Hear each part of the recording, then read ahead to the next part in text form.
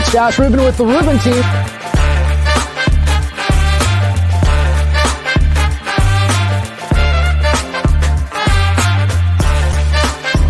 Let's go take a look.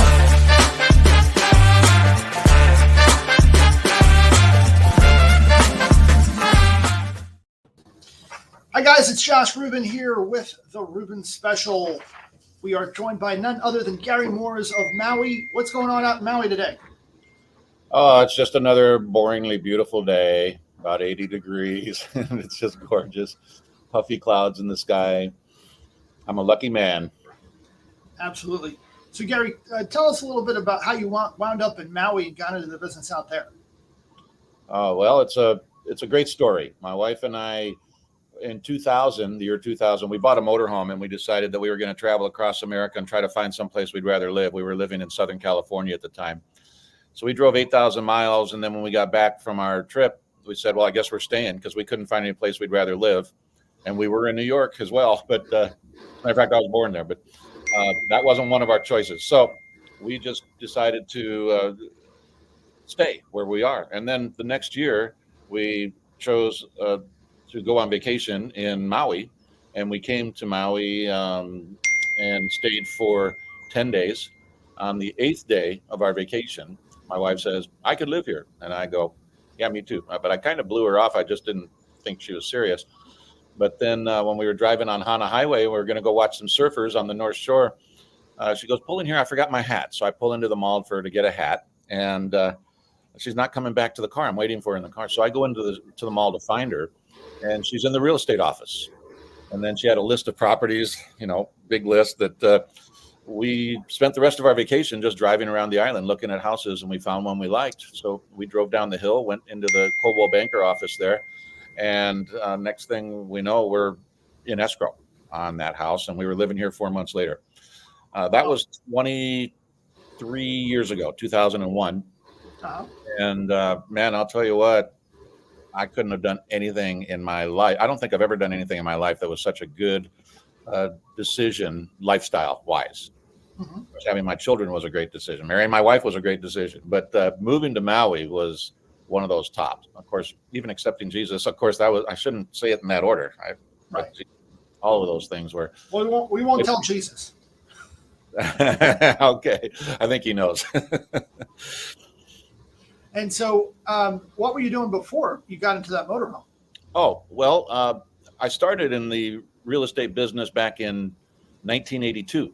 I graduated from college at Cal State Fullerton with a finance degree, and I was trying to find a job that I could make the same amount of money that I was making as a waiter. That wasn't very easy with a degree in finance. But then I was waiting actually on a table that had a lady that worked in the mortgage business, and she was doing commercial loans, apartment buildings and office and that sort of thing. And then the next day I saw an ad in the paper, and I called that number and I said, you remember me? I'm your waiter. And she hired me to do commercial loans, apartment buildings, office, retail, industrial.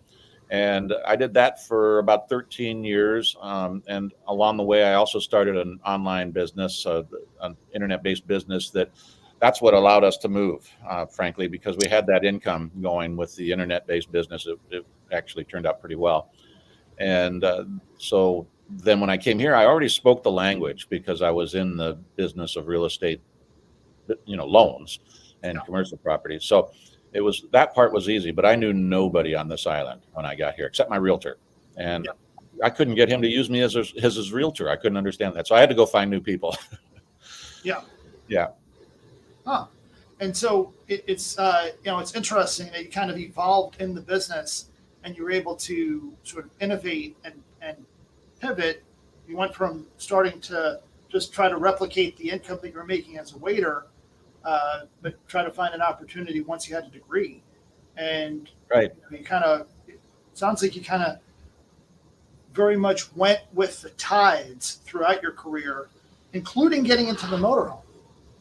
Yeah, well, the motorhome is kind of interesting too. We were going to buy a $10,000 trailer, and then we went home with a motorhome, and it was not 10 grand. I'll tell you that. Yeah. But that's true. Actually, I think I've been a very lucky guy. That I chose the real estate finance area because that was just right up my alley. I've always been a numbers guy, so that was real easy. And then when I got here to Maui, by then between my being a waiter and worked my way up to captain and maitre d and that sort of thing, I got comfortable talking to people. So that part of my personality had already been developed by the time I made it to Maui also. So I could crunch the numbers, I could comfortably talk to people. I wasn't intimidated by people with money.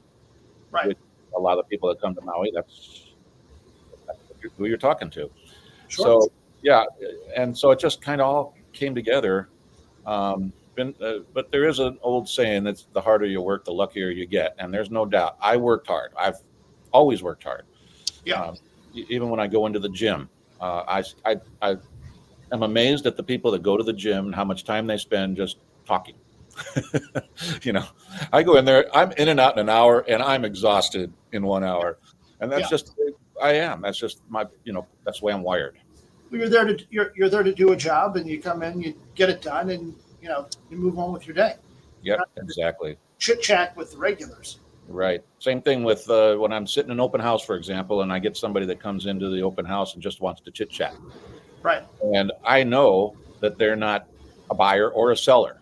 Right. Right. So while they're talking, I'll just turn to my computer and start working right in the middle of their sentence. Yeah. Because, I'm focused on doing money-making activities when I'm working, Right. Yeah. Yeah. It's what I call revenue driving activities. Right. Okay. Rather than standing around the water cooler trying to, talk about the Yankee score last night. I'm here to focus, get on the phones, have as many conversations as possible, because we all know that conversations are what really drive our business forward. The more conversations you have, the more deals you're going to do at the end of the day. That's exactly right. I just trained my team. The number one activity they should be doing is TTP, talk to people. Yeah. Yep. 100%. Right.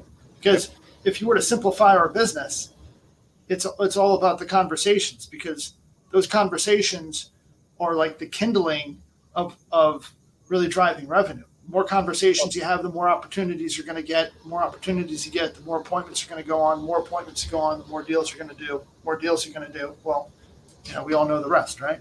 That's all true. And basically, I look at it similarly. I just say the more conversations you have, the more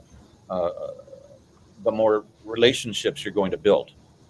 And the more relationships you have, you're a broker. You put people together, right? So you have to know people to do that.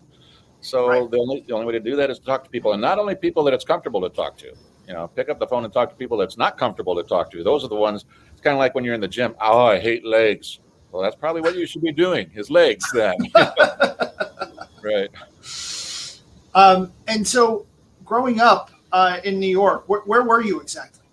Oh, I only lived there for 7 years. My dad got transferred to California. So again, I was lucky. I mean, I didn't do anything except, hold my mom's hand on the way to the airport, right? And then, and I grew up in Orange County, Southern California. Is just what a great place to grow up. I mean, the Riverside Freeway back then was 1 lane in each direction. It was a country road, basically. When I left, it was 14 lanes. And Wow. yeah, so I mean, I used to be able to walk 2 houses away from my house, and I'd be in an orange grove and could pick fresh oranges. No fences or anything like that. It was an amazing place to grow up. And then get on the bus. I could take the bus when I was 14 years old to the beach. Yeah. And nice beaches. I mean, all my life, just blessed. Now I've got a beautiful wife and 3 great kids and 5 grandkids, including the one that's in the oven right now. Just continues to grow, and it's chaos at our house on holidays because almost all of them live within 5 minutes of us. Wow. Yeah, That's great. I know. It's a fairy tale life. Yeah. Thank God. So tell me about the trip in the RV. I've always been curious to hear about people's experiences. How did you map out the route, and where did you go?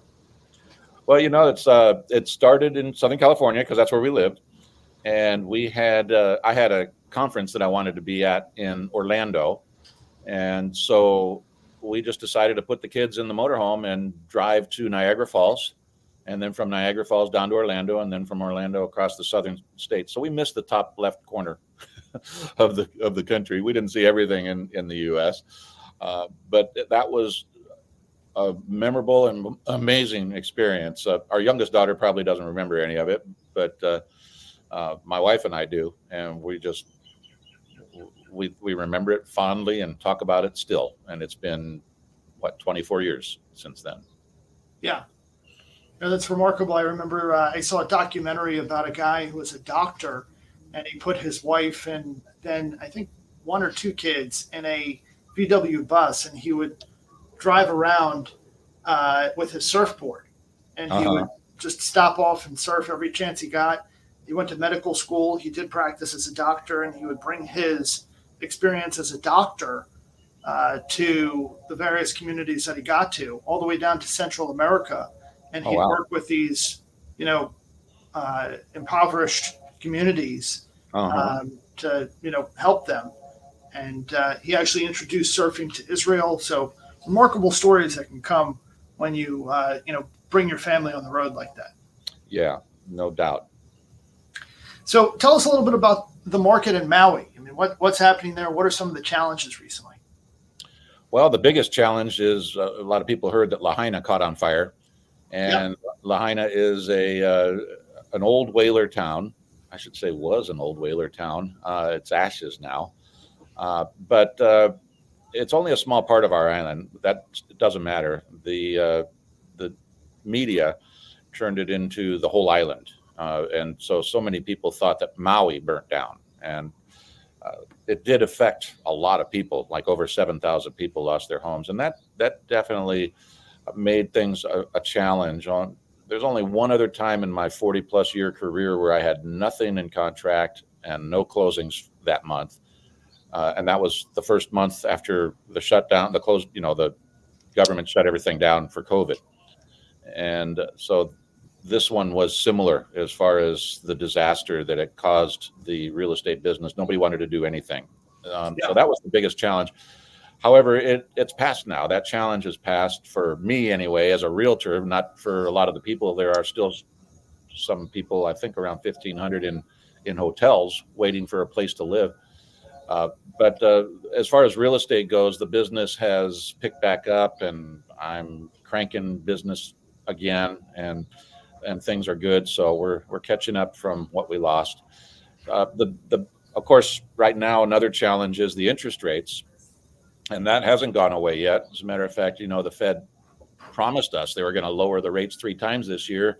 And here it is April 1st and 0 times yet. So hopefully they will follow through with what they said. But more importantly, we want to make sure that the inflation is really under control. Another challenge, though, right now is that there's not much inventory. Again, probably the same problem you're having there and lots of places in the country. Sellers don't want to let loose of their 3% mortgage and get a 7.5 for 8% mortgage on something else somewhere else.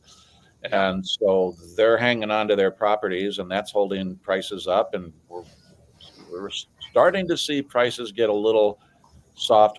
It's not a buyer's market yet, but we are seeing sellers negotiating more because they were hoping that it would be sold in 2 weeks, and it's not, and a lot of the sellers thought that they were going to have it sold with multiple offers their first 2 days.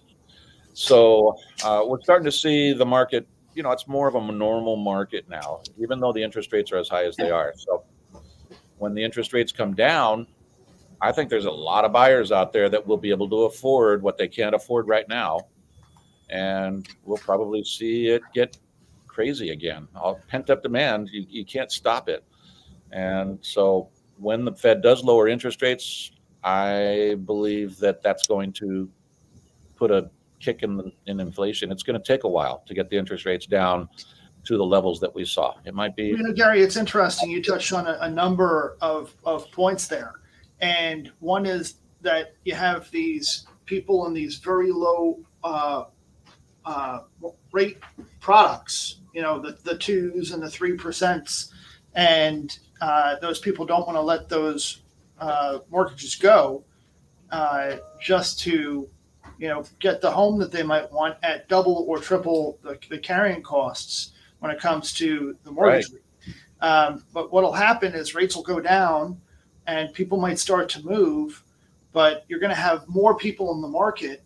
So you'll have at least 2x the competition by way of number of buyers in the pool, and Right.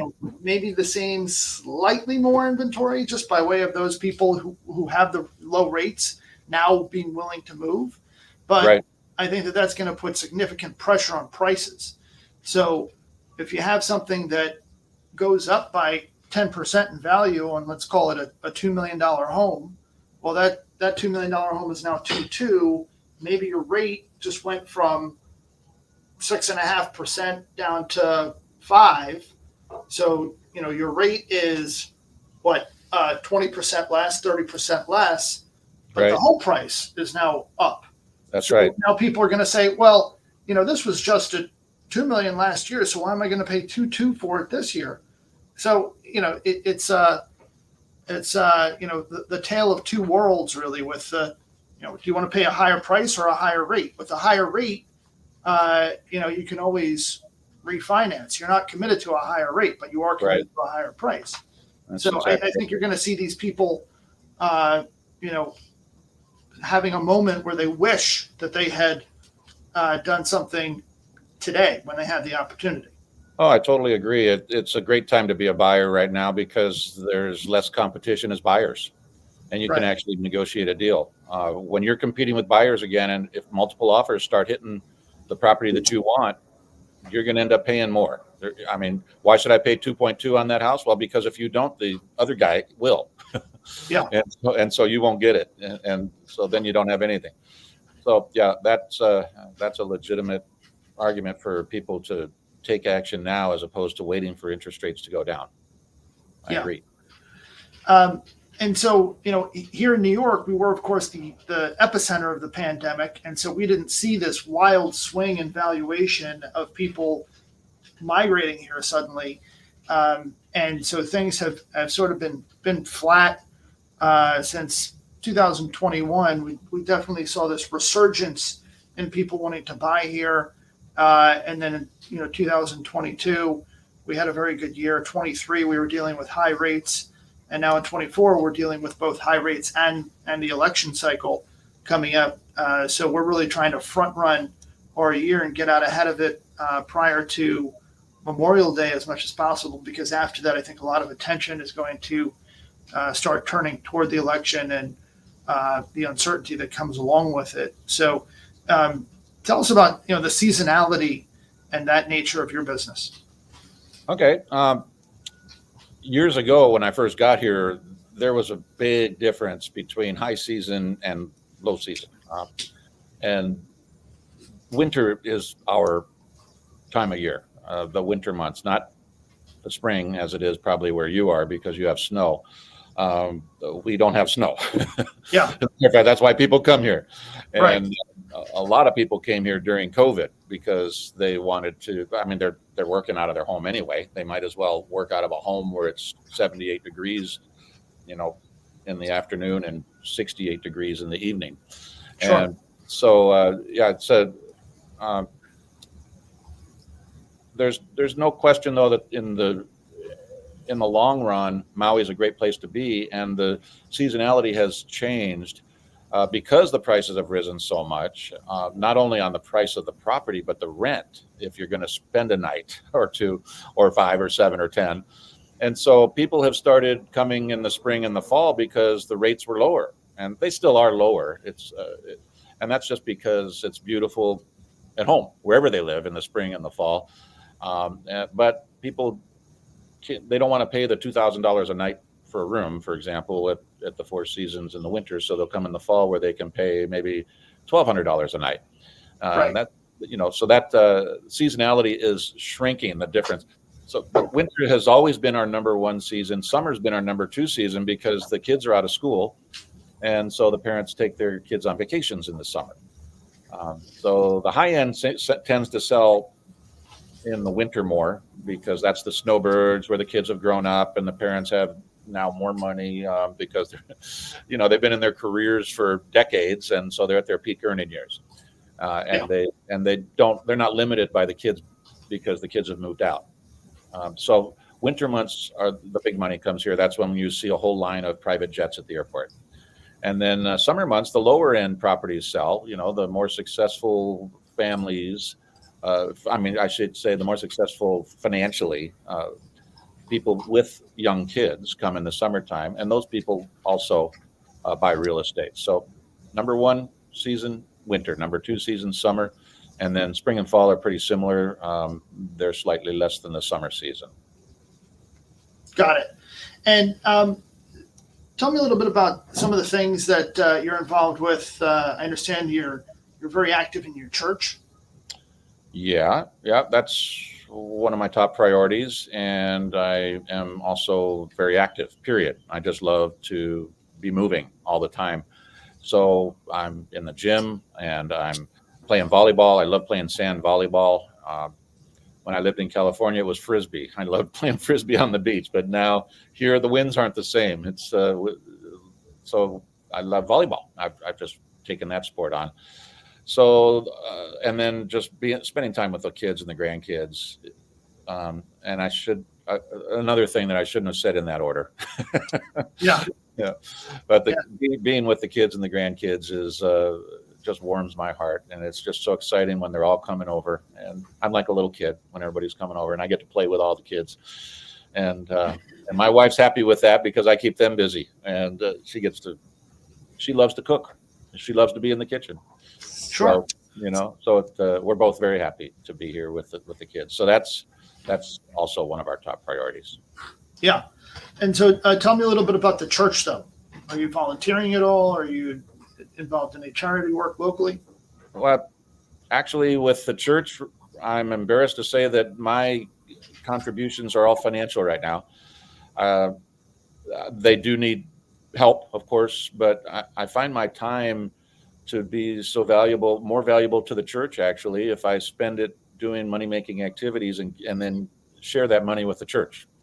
And so that's how I do it. That's how I handle it right now. One day when I'm more mature and I maybe have less business, and maybe I'm too old to play volleyball in the sand anymore with the kids like I'm doing now, I believe that will open up more time for me to do volunteer work.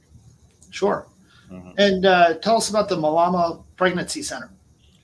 Well, that's a center here on Maui that helps women make a good decision on what to do with their child. And I am involved in that again, financially to help them. And our church pastor also, he's the medical director of that organization. And so I have a passion for saving unborn children. Yeah. Yep. And that makes a lot of sense. Yeah. There's something to be said for the value of life, for sure. Well, absolutely. And if a mother gets a chance to see the baby before it's born and see it moving and see its heart beating, the chances of her doing anything other than allowing that baby to live are dramatically reduced. They're much more likely to have that baby, in other words. Yeah. So I find that donating money to the Malama Pregnancy Center to allow them to share that with the moms, it goes a long way. And sure.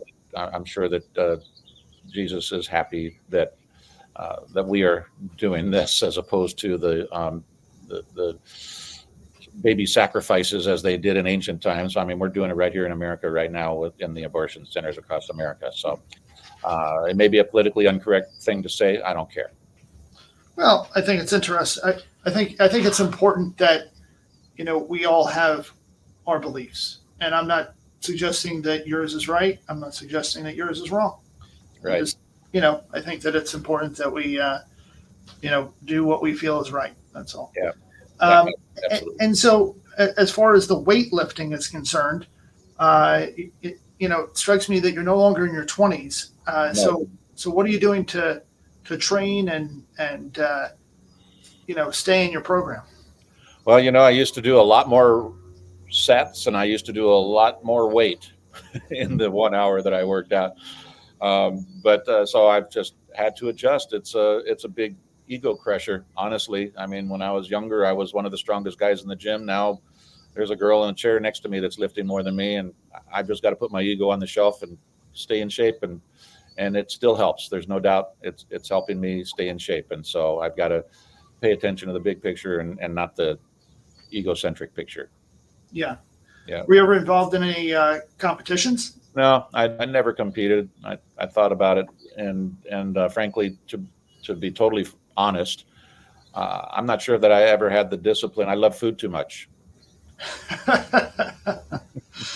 Yeah, I understand what it means to have to eat clean and deprive yourself of some of the good stuff out there that's available. Oh my gosh, it's not only eat clean if you want to compete. It's like don't eat.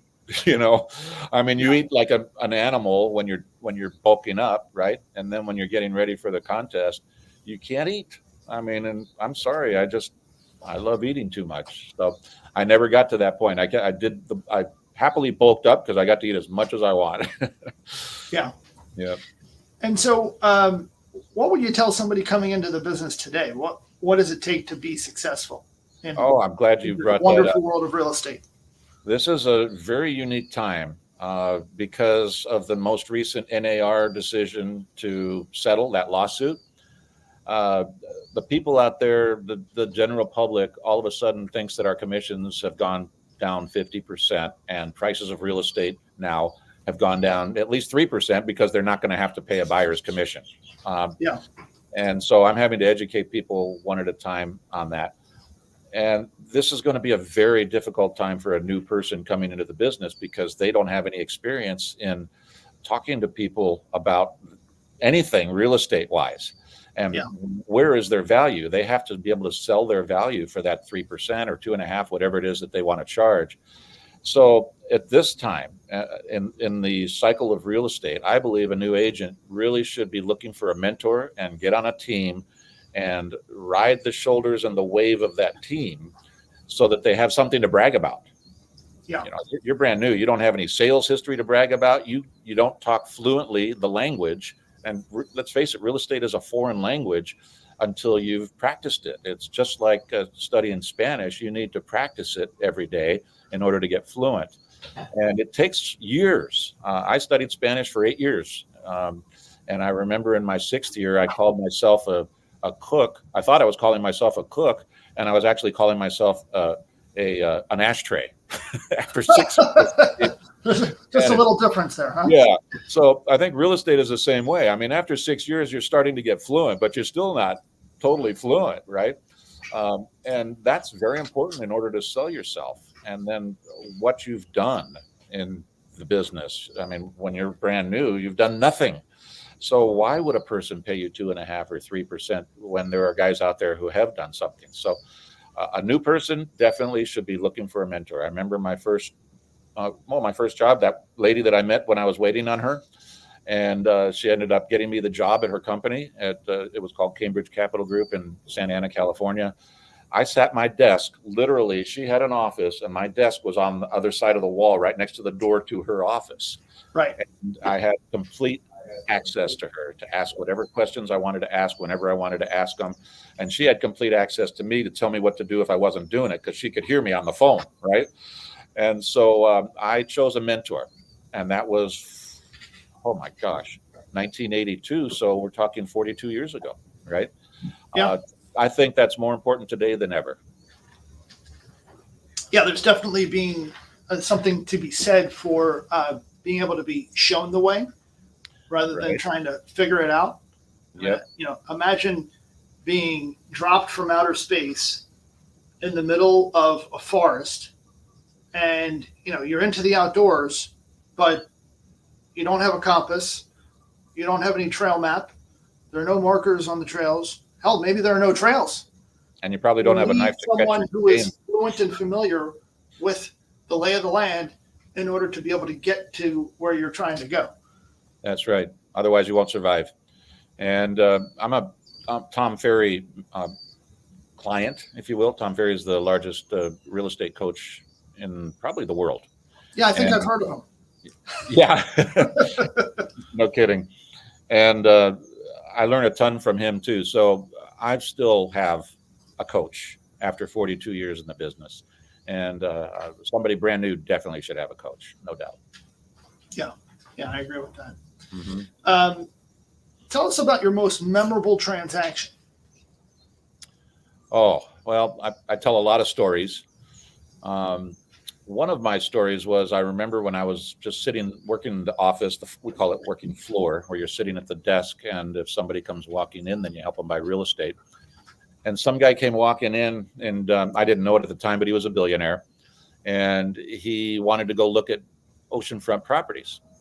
And so we started talking. And thankfully, I was able to, even though I'd never sold an oceanfront property in my life, I was able to talk well enough that he wanted to stay with me. Then we went out and we looked at some oceanfront properties. But I remember the day that he walked in and he walked out of the office, and one of the more seasoned agents was in the back, and she heard what was going on, and she came up to just greet me or say congratulate or whatever. I don't remember exactly why she came up, but I was holding paper and I was shaking like, she goes, "You're shaking." I go, I'm not shaking, And so anyway, we went out and we shopped for properties. He didn't buy anything that year, but he did come back the next year, and he came into the office and he asked for me. And we went out and looked at more properties, and he didn't buy anything. He came back the next year and then we went and looked at properties, and we finally gave up on the house idea. He decided to buy a lot. And it was a $3 million piece of land with just a gorgeous view. And then while we're in escrow on that, he says, "Gary, now where am I going to live while I build my house?" And so from there, I sold him a $6.8 million house in about 5 minutes from the lot. Wow. Yeah. So that was one of my most memorable experiences. And then what's really interesting is he ended up loving the house so much that about 5 years later, he still hadn't built on the lot. And I got an unsolicited offer on the lot for $3.5 million. Prices weren't going up quite as fast as they have been recently. Yep. And so we ended up selling that lot. He still lives in the house today, and we go and have coffee every once in a while when he comes by. Wow. Yeah, that's great. And, it's interesting how a lot of these stories early in our career tend to withstand the test of time, right? Right.